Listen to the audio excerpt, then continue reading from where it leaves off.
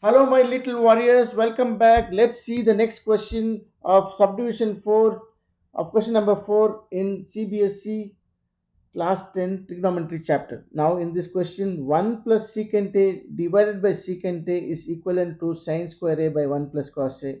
Very simple.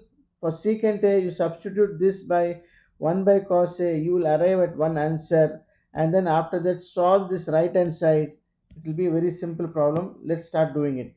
First step will be, let's take the left hand side. 1 plus secant a can be written as 1 plus 1 by cos a divided by 1 by cos a. Now we take cos a as LCM.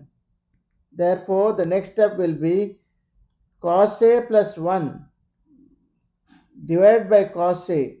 The whole thing divided by 1 by cos a. So cos a will get cancelled. Therefore, what will remain is cos a plus 1, or you can write it as 1 plus cos a. This will be left hand side. Right hand side is sin square a divided by 1 minus cos a. We know the trigonometry identity sin square a plus cos square a is equal to 1, or sin square a is equal to 1 minus cos square a. Therefore, we will substitute instead of this 1 minus cos square a.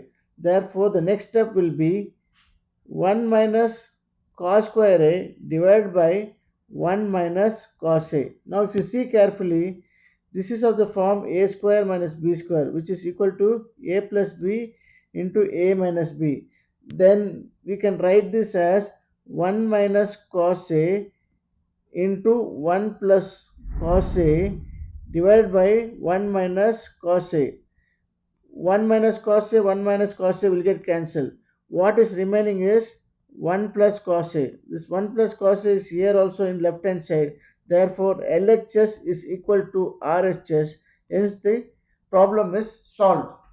We have to work the left hand side separate and then right hand side separate and arrive at the answer. Okay, let's see the next question.